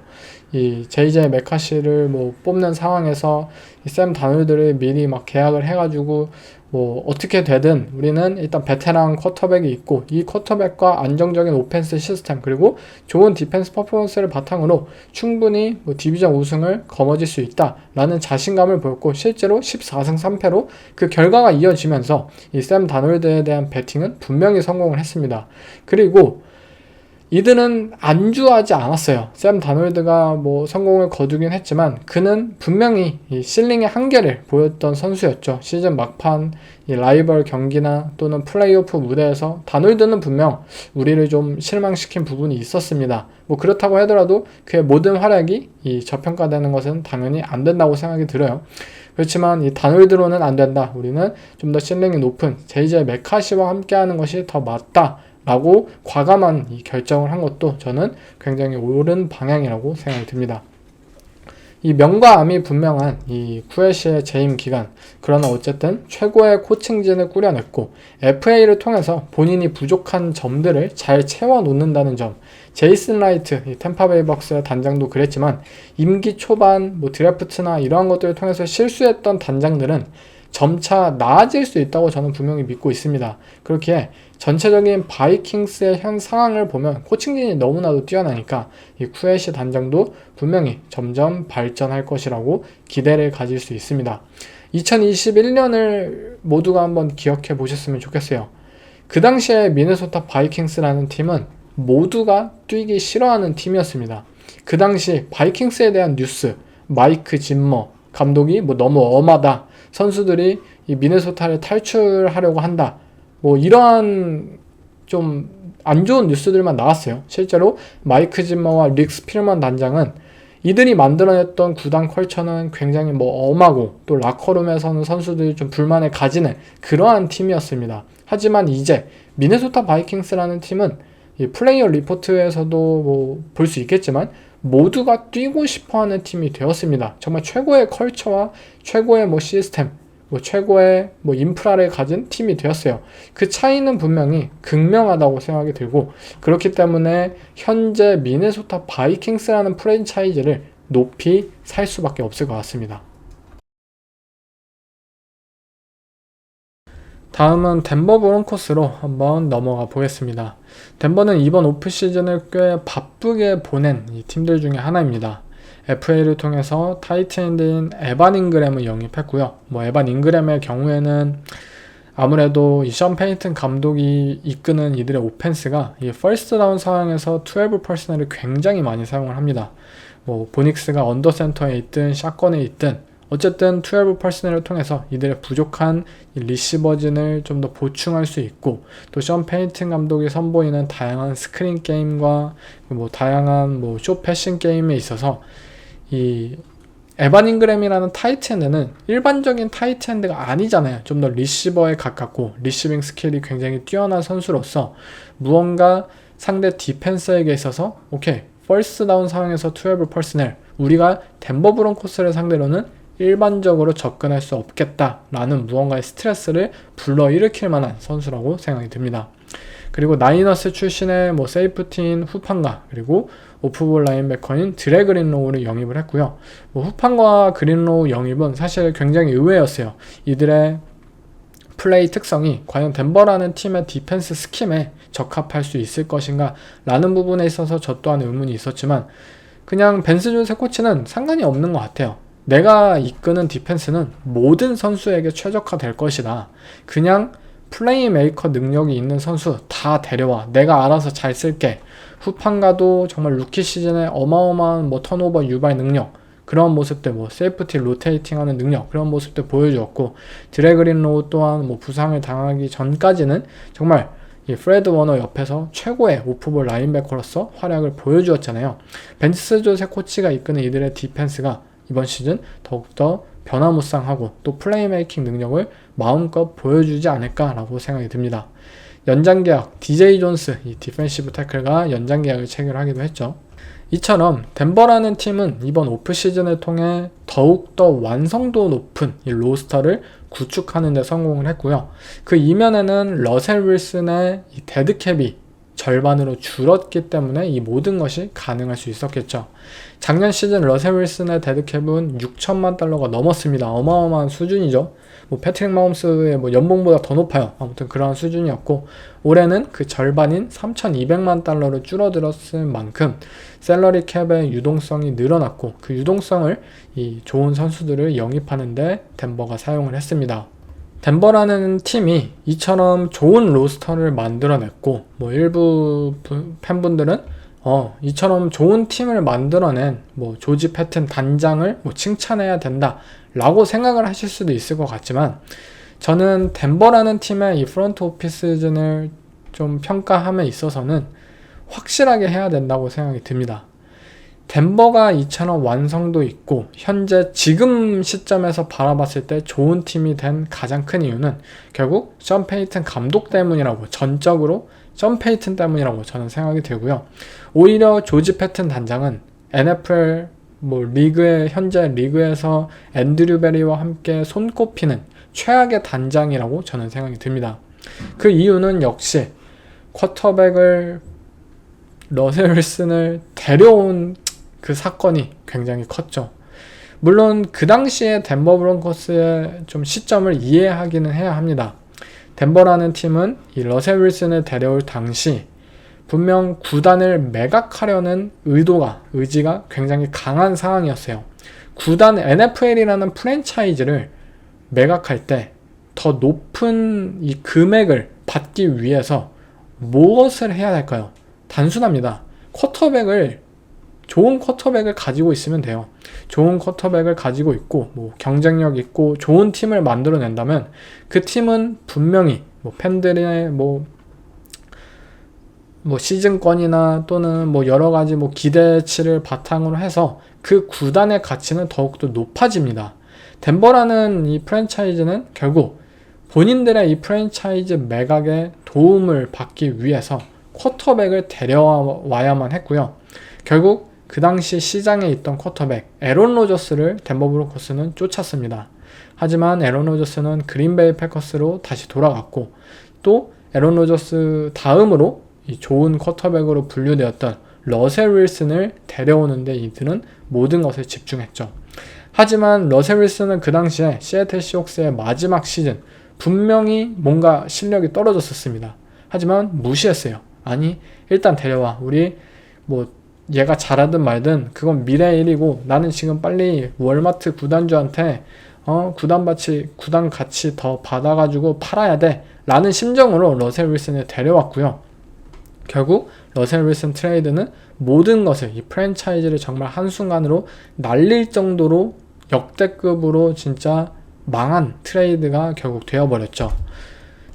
이 상황 하나만으로 저는 조지 패튼이 이 덴버의 팬분들로부터 100년은 욕을 먹을만 하다라고 생각이 듭니다. 물론 이렇게 주장하실 수도 있어요. 아니, 구단주가 진짜 구단 가치를 끌어올리기 위해서 쿼터백 영입하라고 막 했으니까 단장으로서는 어쩔 수 없었던 것이 아니냐라고 생각할 수도 있었겠지만, 그 당시 러셀 윌슨은 분명한 노쇠화를 경험했었고, 이들이 트레이드를 통해서 주었던 1라운드 픽, 그리고 이들이 러셀 윌슨에게 안겨주었던 연장 계약, 그러한 부분만큼은 단장의 힘을 통해서 분명 최소화를 시켰어야 된다고 저는 생각이 듭니다. 안전마진은 분명히 드러났어야 돼요. 하지만 조지 패튼은 1라운드 픽도 다 주고, 또 연장 계약으로 또 러셀 윌슨에게 돈도 다 주고, 정말 빠져나갈 구멍이 하나도 없었기 때문에 덴버라는 팀이 더욱더 그 당시에 힘든 상황이 되어버렸죠. 더군다나 러셀 윌슨 망했네, 이거 안 되겠네 라는 심정으로 그 상황에서 뭔가 해보려고 하다가 이들은 랜디 그레고리라는 디펜시브 라인맨도 영입을 했고, 마이크 맥글린치도 막대한 돈을 주고 영입을 했고, 패닉 영입을 시작을 했었어요. 그 당시 FA를 통해서. 근데 이 패닉 영입, 뭔가 하나가 망해가지고 그것을 고치려고 막 해가지고 다른 것도 이렇게 막 사고 하다 보면은 사실 다 안 맞는 경우가 많잖아요. 우리 일상생활에서도 마찬가지고. 결국 덴버의 랜디 그레고리 영입 폭망으로 끝나갔고요. 마이크 맥글린치도 지금 당장으로만 보자면 보닉스의 이 앞에서 좀 준수한 모습들을 보여주긴 하지만, 사실 마이크 맥글린치 그 당시에만 보면은 굉장히 오버페이한 계약이었던 것은 사실이었죠. 결국 이 모든 것이 망했던 덴버 프랜차이즈, 진짜 앞으로 3년, 5년은 진짜 재기할 수 없지 않을까라고 생각이 들 정도였어요. 러셀 윌슨의 계약 구조나 드래프트 픽이나 그것을 떠나서 러셀 윌슨이라는 쿼터백과 함께했던 이 덴버 프랜차이즈의 컬처가 무너진 것이 굉장히 컸었죠. 하지만 돈이 많은 구단주, 이 월마트 구단주는 이 돈으로 해결을 했습니다. 션 페이튼 감독, 나 댈러스로 가냐, 뉴올리언스로 다시 돌아가냐, 이런 말이 나오고 있는 상황에서 야, 있는 대로 돈 다 줘 해가지고 이 션 페이튼 감독을 덴버로 불러오는 데 성공을 했고요. 벤스 조세 코치도 마찬가지예요. 오케이, 최고의 디펜스 만들기만 해, 내가 그냥 있는 돈 다 줄게 라는 식으로 리그 최고의 이 디펜스 플레이 콜러인 벤스 조세 코치도 데려오는 데 성공을 했고, 결국 전폭적인 이 구단주의 지원과 함께 돈을 통해서 션 페이튼과 벤스 조셉을 데려왔고, 이 선택이 결국 프랜차이즈를 구해내는 데 성공을 했습니다. 웰튼 패밀리는 그 당시에 셀러리 캡에 포함되지만 않으면 다 알아서 해라, 있는 대로 다 줘라 라고 했을 정도이죠, 실제로. 션 페이튼 감독은 그 이후로 러셀 윌슨과 1년을 보내자마자 곧바로 이 러셀 윌슨을 치우는 데 성공을 했고요. 러셀 윌슨을 버린 선택에 대해서도 그 당시에는 분명히 이게 맞냐, 러셀 윌슨의 데드캡이 어마어마한데 1년만 더 쓰고 버려야 되는 거 아니냐, 또는 트레이드를 통해서 최소한 뭐라도 받아내야 되는 거 아니냐, 정말 여러가지 말들이 많았어요. 하지만 션 페이튼 과감하게 러셀 윌슨 그냥 깔끔하게 치워버렸고요. 이 모두가 의심하는 그 한가운데 속에서 보닉스라는 루키 쿼터백을 뽑아 작년 시즌 단 루키 시즌 만에 플레이오프에 진출시키는 데 성공을 했습니다. 보닉스 픽에 대해서도 저는 보닉스가 절대 1라운드감은 아니라고 생각이 들었어요. 그가 오레건에서 보여주었던 쿼터백으로서의 플레이는 대부분이 스크린 플레이, 약 플레이를 바탕으로 해서 이 선수가 어마어마하게 힘든 패스를 던진다든지 플레이 메이킹 능력을 여실히 보여준다든지 그런 모습을 볼 수는 없었기 때문에 보닉스가 1라운드로 뽑는 것이 맞냐라고 저 또한 의심했지만 제가 틀렸다는 것을 션 페이튼 감독은 일깨워줬습니다. 페이튼은 그 이후로도 선수 영입과 드래프트 모두 깊게 관여를 하면서 본인의 팀에 적합한 선수를 직접 발굴해내기 시작을 하였고요. 덴버라는 구단이 어떤 방향으로 나아가야 하는지를 정확하게 기준을 세워주었어요. 이러한 션 페이튼 감독의 이 기둥의 역할을 통해서 조지 패튼이라는 GM도 점차 나아지고 있다라는 생각이 듭니다. 분명 러셀 윌슨 트레이드, 그 이후로 랜디 그레고리, 마이크 맥클린치 영입, 이러한 부분들은 분명 조지 패튼 GM이 향후 100년은 욕을 먹을만 하다고 생각이 들지만 션 페이튼 감독이라는 이 리더의 밑에서 결국 조지 패튼도 좋은 드래프트를 해내고 있다. 점점 이 단장이 정신을 차리고 있다라고 생각이 듭니다. 단 하나의 실수로 원흉이 되긴 했어요. 그렇지만 코너백인 패트릭 설테인, 퀸 마이너즈, 그리고 조나단 쿠퍼, 닉 보니토, 루크 워턴버그, 라일리 모스, 정말 좋은 선수들, 현재 팀의 주전인 선수들을 계속해서 발굴해내고 있고요. 결국 올 시즌의 덴버 브론코스는 굉장히 중요한 위치에 있다고 저는 생각이 듭니다. 본인들이 정말 안정적인 로스터를 구축해냈고 특히 디펜스 쪽에서는 이보다도 좋은 생산성을 기대할 수 있을까, 작년보다 정말 좋은 선수들, 어마어마한 기대치가 있어요. 그렇지만 결국 션 페이튼 감독이 이 모두의 의심을 정말 깨트리고 뽑았던 이 보닉스라는 쿼터백의 실링이 만약 높지 않았다면, 그다지 높지 않는다면, 우리가 걱정했던 것처럼 높지 않다면 덴버 브론코스는 좀 향후 또 몇 년을 헤매지 않을까. 그렇지만 만약 보닉스가 션 페이튼 감독이 기대한 만큼 성장한 모습을 보여주기만 한다면 이 덴버라는 프랜차이즈는 캔자스 시티 칩스를 위협할 수 있을 정도로 굉장한 이 프랜차이즈로 저는 거듭날 것이라고 생각이 듭니다. 다음 팀인 LA 차저스로 한번 넘어가 보겠습니다. 차저스는 이번 오프시즌 조금은 이 잠잠한 오프시즌을 보이지 않았나 라고 생각이 드는데요. 이 팀의 주요 영입 선수들을 한번 살펴보면 먼저 피츠버그 스틸러스의 주전 러닝백이었죠. 1라운드 출신의 나지 해리스를 이 단년 계약으로 데려왔고요.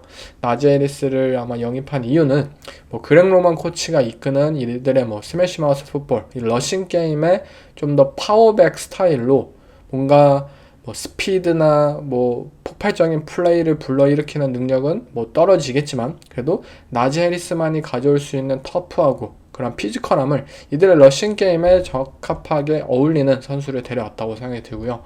하지만 리시버로서 마이크 윌리엄스를 또 데려왔다는 점, 뉴욕 제츠에서도 거의 끝이 났다라고 생각이 들었고 피츠버그 스틸러스에서도 그냥 뒷볼 아니면은 아무것도 못하는 선수네 라고 한계가 보였던 이 리시버를 다시 데려옴으로써 저스틴 허버트에게 정말 좋은 리시버를 데려와 하는 상황에서 또 한 번 마이크 윌리엄스 이런 땜빵식 리시버를 데려왔다는 것이 팬들을 실망시키기도 했고요. 또 이 필라델피아 이글스 이 슈퍼볼 챔피언 출신의 이 라이트 가드 이 메카이 벡튼을 데려오면서 오라인을 좀 더 안정적으로 꾀했고요.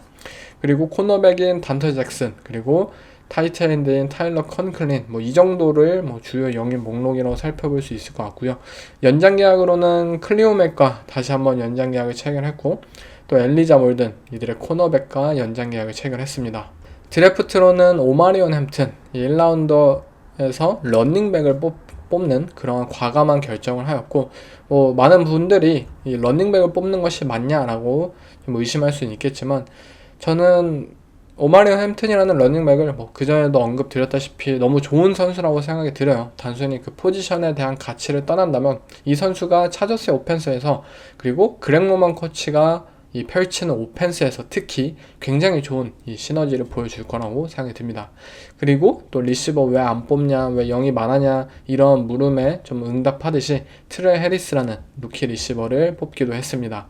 주요 나간 선수는 뭐 거스 에드워즈 이들의 러닝백이 나갔고 또 조이 보사 이 프랜차이즈의 엣지러셔가 팀을 떠났고요. 그리고 푸나 포드 이 디펜시브 태클도 팀을 떠나서 이들의 D라인이 조금은 약화된 것이 아니냐라고 생각을 해볼 수도 있을 것 같아요. 전체적인 로스터를 살펴보고 제가 이 팀을 티어 3에 꼽은 이유에 대해서 말씀드리자면 먼저 저스틴 허버트라는 쿼터백이 있기 때문에 이 LA 차저스라는 팀도 굉장히 바닥이 단단한 팀들 중에 하나라고 볼 수 있습니다. 허버트는 뭐 플레이오프에서는 우리를 실망시키긴 했지만 정규 시즌을 이끄는 쿼터백 중에서는 가장 믿음직하고 정말 우직하고 묵묵하게 어떠한 잡음도 없이 정말 로봇처럼 플레이를 하는 쿼터백이에요. 이러한 쿼터백이 팀의 리더로서 팀을 이끌고 있고 거기에 더해서 짐 하버 감독이 불러오고 있는 이 팀의 차저스의 팀 컬처를 생각해 본다면 차저스는 못해도 뭐 9승 10승은 매년 해줄 팀이다.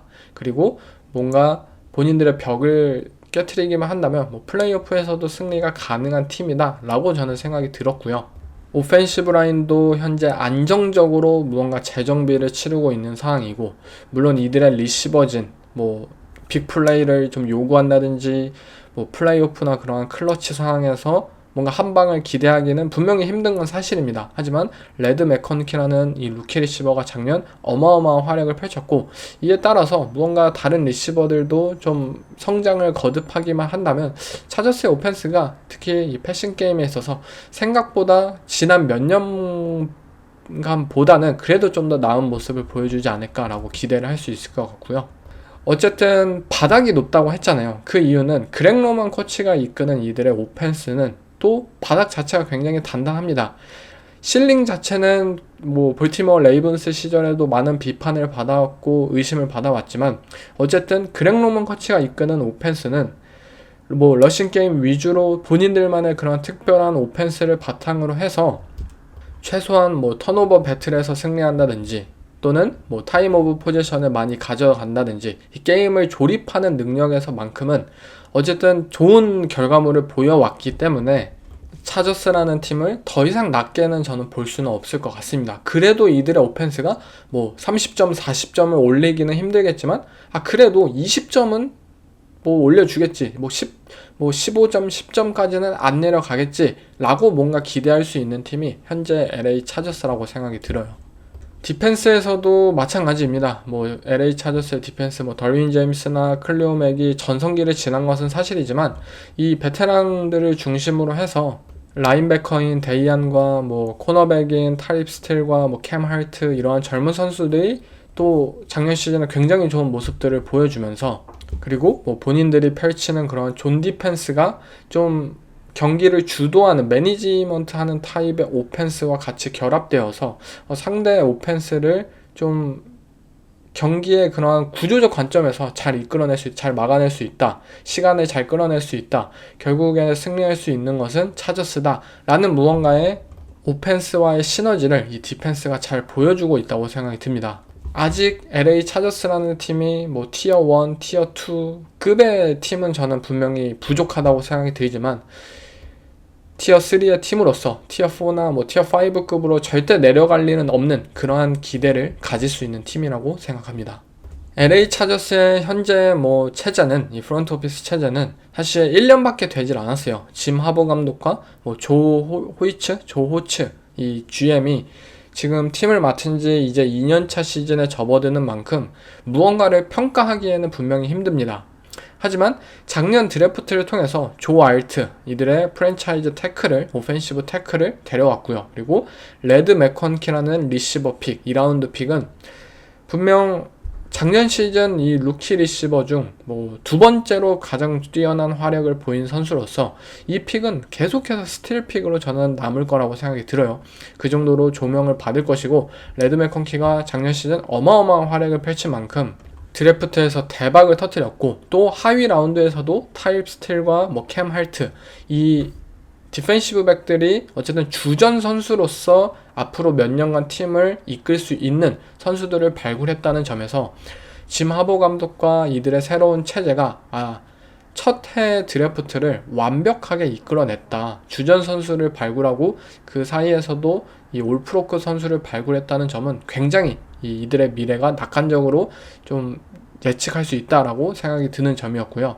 단 1년 만에 LA 차저스라는 팀의 팀 컬처가 바뀌었다는 점도 저는 주목을 하고 싶습니다. 브랜든 스테일리 감독 하에서 LA 차저스는 정말 슈퍼스타 선수들을 영입하고 막 부임하자마자 정말 많은 선수들을 FA를 통해서 영입을 했잖아요. 그리고 본인들이 무언가 이 스타 선수들을 바탕으로 해서 빅플레이도 만들어내고 무언가 창의적이고 뭔가 혁신적인 팀이 되기를 원했어요. 하지만 그러한 것을 꾀한 만큼 이들의 펀더멘탈은 부서지기 시작을 했고요. 그리고 이들의 팀 컬처는 점점 소프트해지기 시작했었습니다. 그렇기 때문에 브랜든 스테일리 하에서 이 LA 차저스는 플레이오프 무대에서 33점의 역전 패배였나요? 그런 것도 당하고, 또 정규 시즌 내내 일관성 있는 모습을 저스틴 허버트라는 쿼터백을 가지고 있음에도 보여주지 못했습니다. 하지만 이러한 컬처를 짐 하버 감독은 안 된다. 미시간 대학교 시절로 다들 돌아가자. 헝그리 정신 해가지고 굉장히 터프하고 치열하고 풋볼을 좋아하는 선수들만 남겨가지고 본인이 원하는 그러한 이 터프한 풋볼팀을 현재 1년 만에 만들어냈다는 점이 굉장히 대단합니다. 기본기가 다들 충실한 이 선수들로 뭔가 팀을 끌어올리고 있기 때문에 차저스라는 팀의 바닥이 그만큼 더욱더 단단해지고 있다는 점.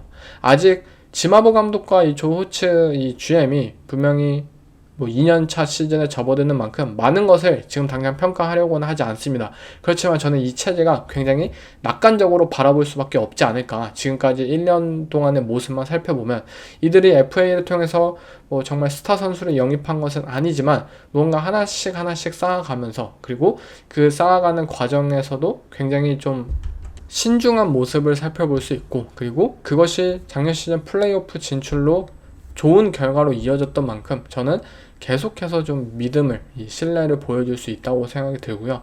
하지만 문제도 분명히 있습니다.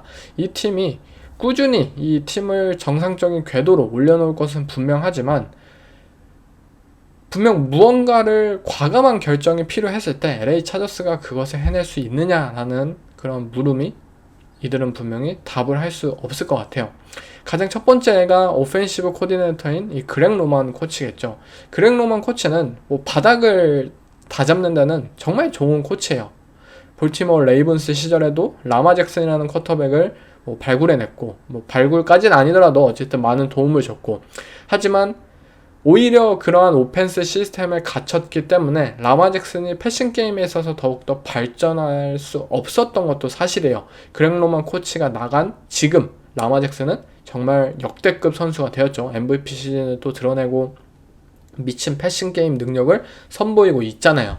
LA 차저스 또한 저는 저스틴 허버트라는 쿼터백이 있기 때문에 더욱더 패싱 게임에서의 볼륨을 좀 높여야 할 필요성이 있다고 생각이 듭니다. 리시버진도 좀 영입해가지고 정말 뛰어난 패싱 게임을 선보여야지 패트릭 마홈스도 잡고, 또 조시 알렌도 잡고, 조 버로우, 라마 잭슨, 정말 디비전 내에 어마어마한 패션 게임을 선보이는 쿼터백들이 많잖아요. 이들을 따라잡아야 한다고는 생각이 들어요. 근데 그렉 로만이 오펜시브 코디네이터면 그것을 기대하기에는 저는 빵 퍼센트라고 생각이 듭니다. 절대 못해요. 그것을 벽을 뛰어넘는 데에 있어서만큼은 그렉 로만 코치는 분명히 한계를 가지고 있는 이 코치인 만큼 이들이 과연 그러한 상황이, 필요한 상황이 왔을 때 결정을 할 수 있을지, 이들의 런게임, 이들의 팀 컬처, 터프함, 모든 것을 다 구축한 것은 사실이지만 심지어 제가 이 LA 차저스의 런닝백으로 뛰어도 아마 러싱 야드 뭐 평균 2야드는 뭐 기록할 수 있을 정도의 러싱 시스템을 이들은 만들어낼 거예요. 하지만 그만큼 실링이라는 측면에 있어서 과연 차저스가 기대할 수 있는 팀일까라는 점을 생각한다면 저는 쉽지 않다고 생각이 듭니다. LA 차저스라는 팀은 결국 본인들이 엘리트 쿼터백이라고 평가받고 정말 전문가들 사이에서는 야 뭐 탑 5급 뭐 패트릭 마홈스, 뭐 조버로 뭐 이 정도 급이다 저스틴 허버트는 항상 이러한 평가를 받는 저스틴 허버트라는 쿼터백을 하지만 플레이오프 무대에서 굉장히 실망스럽고 또 강팀들과의 맞대결을 해서 뭐 하이 레버리지 상황 속에서 막 갑자기 턴오버를 만든다든지 무기력하게 이 오펜스를 이끌었던 저스틴 허버트를 결국 팀 시스템에 뭔가 가둬두고 뭔가 한계를 깨트리지 못할까봐 저는 개인적으로 이 부분이 유일한 걱정거리이고요. 그것을 제외하고 뭐 팀 빌딩이라는 측면에서는 짐 하버 감독과 조 호츠 단장이 지금 분명 좋은 방향으로 가고 있다고 생각이 듭니다. 다음은 잭슨빌 제규어스, 이 마지막 팀인데요. 잭슨빌 제규어스를 티어 3에 꼽은 부분에 있어서 많은 분들이 의아하실 거라고 생각이 듭니다. 이 팀은 뭐 작년 시즌 4승밖에 거두지 못했던 팀이고요. 또 새로운 감독, 새로운 단장, 새로운 체제 이제 첫 시즌에 접어들기 때문에 뭐 많은 기대를 하기에는 분명히 무리가 있을 거라고 저 또한 생각을 합니다. 하지만 저는 올 시즌의 잭슨빌 제규어스 좀 더 기대가 되는데 이 부분에 대해서는 조금 이따가 다시 한번 살펴보고 먼저 잭슨빌 제규어스의 이번 오프 시즌 이들의 무브들에서 살펴보겠습니다. 제규어스는 이번 오프 시즌 이 나간 선수가 사실 굉장히 많았어요. 에반 잉그램, 게이브 데이비스, 미치 몰스, 그리고 브랜든 셜프, 안드레 시스코 이 베테랑 선수들을 좀 내보냈고요. 이에 따라서 그 빈자리를 또 FA를 통해서 베테랑들을 또 데려왔어요. 조던 루이스, 에릭 머레이, 디아미 브라운, 뭐 패트릭 메카리, 로버트 헤인지까지 오펜시브 라인 나간 부분 또 새로운 오라인을 FA로 또 채웠고 리시버 뭐 세컨더리 나간 부분 또 베테랑 선수들 채워냈고 사실 로스터의 그런 변동폭이 그렇게 레벨이 크지는 않습니다. 작년 시즌과 비교하자면. 하지만 이번 드래프트에서 트래비스 헌터라는 역대급 재능을 가져오기도 했었죠. 잭슨빌 제규어스라는 팀의 이 전반적인 로스터 상황을 살펴보면 오펜스 쪽에서는 브라이언 토마스 주니어가 작년 루키 시즌 굉장한 활약을 펼쳐냈고 이에 따라서 트래비스 헌터까지 만약 이번 루키 시즌에 자리를 잡는다면 제규어스의 리시버진 젊고 굉장히 뛰어난 재능을 가질 수도 있겠다라고 생각할 수도 있고요. 뭐 타이트엔드진은 뭐 베테랑 이 블러킹 위주의 타이트엔드들을 가지고 있고 오펜시브 라인진이 사실 좀 걱정거리가 많았지만 그래도 잘 채워냈다고 저는 생각이 들어요. 로버트 헤인즈와 패트릭 메카리를 데려오면서 그래도 최소한의 보강은 해냈고 이 정도면은 뭐 팀의 오펜스 스킴에 따라서 뭐 트레버 로렌스에게 그래도 어느 정도 준수한 이 프로텍션을 해줄 수 있겠다라고 생각이 듭니다. 디펜스에서는 조시 알렌 그리고 뭐 트레이번 워커 이 양쪽의 엣지 러셔들이 굉장한 재능을 가지고 있는 선수들이고요. 인사이드에도 에릭 암스테드가 있고 또 라인베커진에는 데빈 르로이드와 오를로쿤 이 최고의 프론트 세븐을 구축하고 있는 상황입니다. 세컨더리진이 사실 무게감이 떨어지긴 하지만 트래비스 헌터가 코너백으로서 좋은 활약을 펼쳐준다면 저는 뭐 이 팀의 강력한 프론트 세븐을 바탕으로 해서 이 팀의 디펜스가 뭐 세컨더리 정도의 그런 약점들은 충분히 지원할 수 있는 수준이지 않을까라고 기대를 하고 있습니다. 결과적으로 잭슨빌 제규어스라는 팀은 재능은 정말 뛰어난 것 같아요. 로스터상에 뭐 완벽하진 않지만 분명히 포텐셜이 있는 선수들이 가득해요. 그리고 이 가득한 포텐셜은 결국 어떻게 코칭을 하느냐에 따라서 결과물이 갈리겠죠. 트레버 로렌스라는 쿼터백이 가장 대표적인 예입니다. 트레버 로렌스, 뭐 데케이드급 재능이다. 뭐 클램슨 시절에 뭐 내셔널 챔피언십 우승을 하고 또 드래프트에 나올 때만 하더라도 정말 역대급 재능. 하지만 뭐 덕 피더슨 감독과의 첫 해를 제외하고서는 일관성 있는 모습을 보여주지 못하고 있고 작년 시즌에도 부상을 당하면서 뛰었지만 굉장히 좋지 않은 결과를 보여줬고 뭐 누구는 뭐 $5천만 받는 연봉을 가지고 뭐 먹튀다 이렇게 평가하시는 분들도 많아요. 근데 저는 올 시즌이 바로 트레버 로렌스라는 쿼터백이 도약할 수 있는 시즌이라고 믿고 있습니다. 그 이유는 이 새로운 감독인 리암 코헨이 플레이콜러로서 굉장히 신뢰할 수 있을 만한 인물이기 때문인데요. 템파베이 시절 리암 코헨 코치는 단순한 이 스키머가 아니었어요. 이 코치는 진정한 매주 색다른 이 게임 플랜을 짜올 수 있는 감독으로서, 플레이 콜러로서 정말 뭐 팀에 부상자가 있든 뭐 팀에 뭐 빠지는 선수가 있든 개인적인 사정으로 또는 뭐 쿼터백이 다치든 아무 상관없이 오케이 있는 자원으로서 최적의 플레이 콜을 내릴 수 있는 감독이고요. 베이커 메이필드에게 있어서도 굉장히 쉬운 이 패싱 게임을 그려내면서 이 메이필드의 장점을 극대화시키는 데 성공을 했고, 또 뭐 오펜시브 라인을 사용하는 부분이나 또는 러싱 게임을 일으키는 부분에 있어서도 굉장히 수준 높은 결과물들을 만들어냈습니다. 제규어스도 이 트레버 로렌스라는 쿼터백은 분명 모든 플레이, 모든 패스를 소화할 수 있는 재능을 가졌다고 저는 생각이 들어요. 로렌스는 뭐 어깨도 강하고요. 디시전 메이킹도 분명히 보여줄 수 있고 엔티시페이션 기반의 패싱 게임도 충분히 소화할 수 있고 어떠한 플레이든지 할 수 있어요. 그렇지만 뭔가 본인의 그런 맞지 않는 상황에 놓여져 있을 때 로렌스는 당황하고 무리하게 플레이를 고집하다가 결국 그것이 턴오버로 연결되는 일관성을, 안 좋은 일관성을 보여줬던 것이 이 선수의 커리어의 가장 큰 문제였죠. 트레버 로렌스가 좋은 모습을 보였던 이 덕 피더슨과의 첫 번째 시즌을 한번 떠올려 보면 덕 피더슨 코치는 이 트레버 로렌스가 루키 시즌에 고전했던 것을 생각을 해가지고 로렌스에게 굉장히 쉬운 오펜스 스킴을 소화하게 만들었습니다.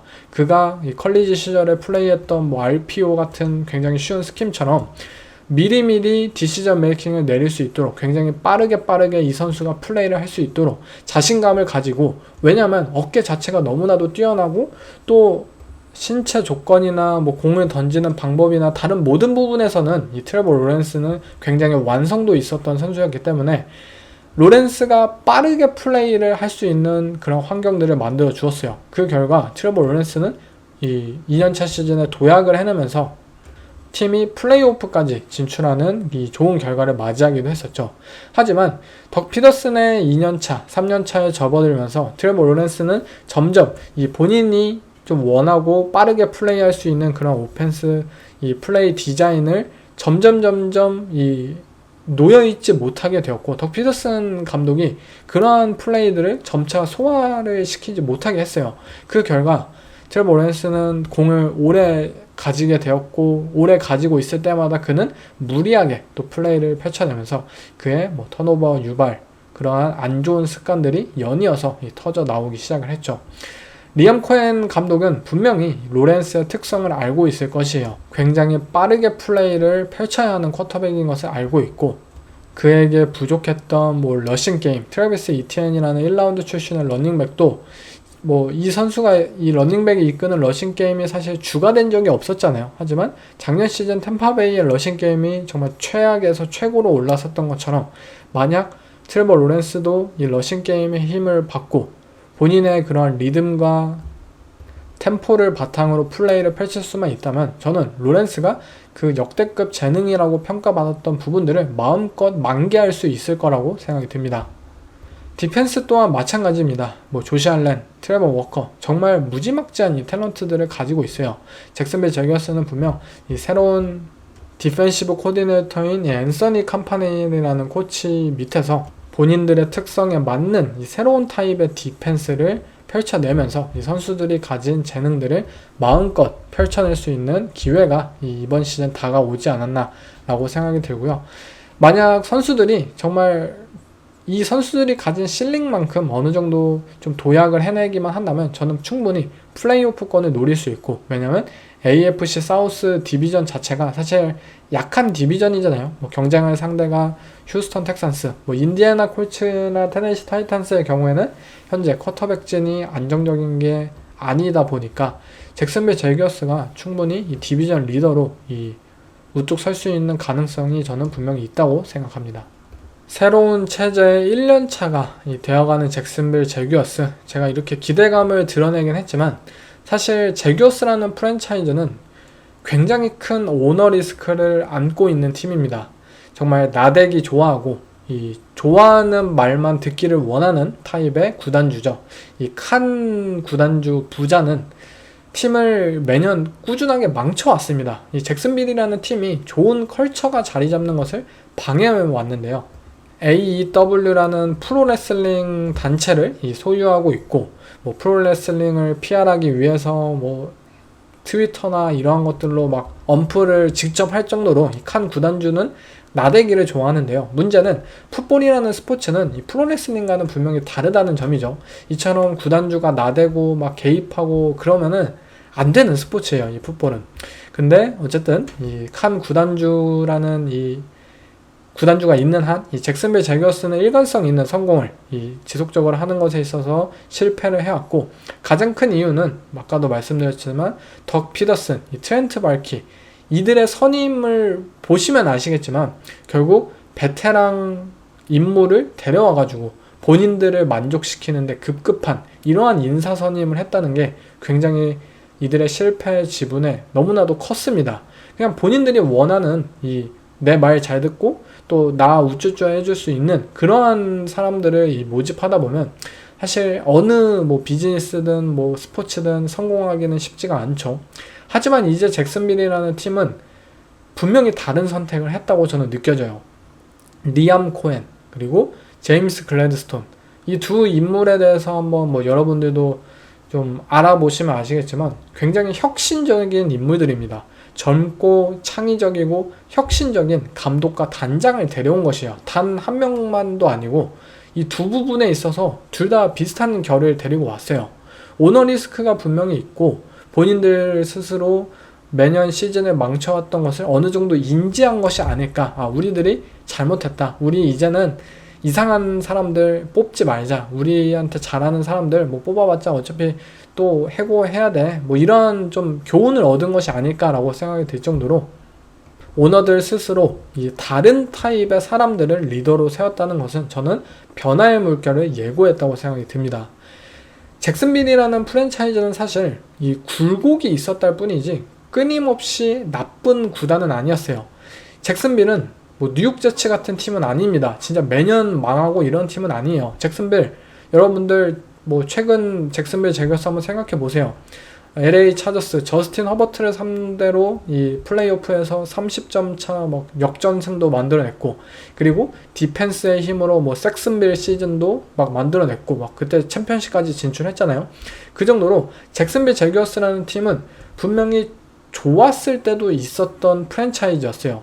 그렇기 때문에 좀 더 저는 다른 안 좋기로 악명 높은 다른 팀들과는 분명히 구분되는 점이 있다고 생각이 들어요.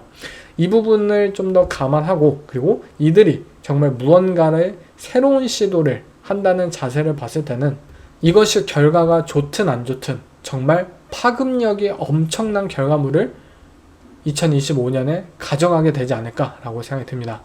하지만 저는 긍정적으로 바라보는 이유는 이 리암 코엔이라는 감독, 뭐 컬처나 이러한 부분에 있어서는 분명히 좀 어느 정도 미심쩍은 것도 사실이지만 단지 트레버 로렌스와 함께하는 플레이콜러라는 관점에서만 살펴보면 저는 능력이 있다고 생각이 들고요. 그리고 제임스 글래드스톤, 이 단장이 뭔가 변화를 혁신적으로 뭔가 꾀하고 있다는 점, 트래비스 헌터라는 이 정말 NFL 역사상 최고의 재능을 잭슨빌 제거스가 무리하게 새로운 체제 1년차에 데려왔다는 점, 이들이 진짜 뭔가 사고를 치려고 하는 것 같습니다. 제 개인적으로는. 그리고 그 사고가 진짜 안 좋은 사고가 아닌 좀 더 좋은 사고로 이어지길 원하는 제 조금의 기대와 소망이 담은 잭슨빌 제거스의 티어 3 분류였습니다. 네, 이상 잭슨빌 제거스를 끝으로 이 티어 3 플레이오프 승리가 가능한 팀들을 한 번씩 다 분류를 해봤는데요. 다음 티어는 이제 티어 4 와일드카드권 팀입니다. 이 팀에는 총 5개의 팀이 속해 있는데요. 캐롤라이나 팬터스, 시카고 베어스, 시애틀 쇼크스, 애리조나 카디널스, 그리고 댈러스 카우보이스입니다. 그럼 이번 에피소드는 여기서 마치겠습니다.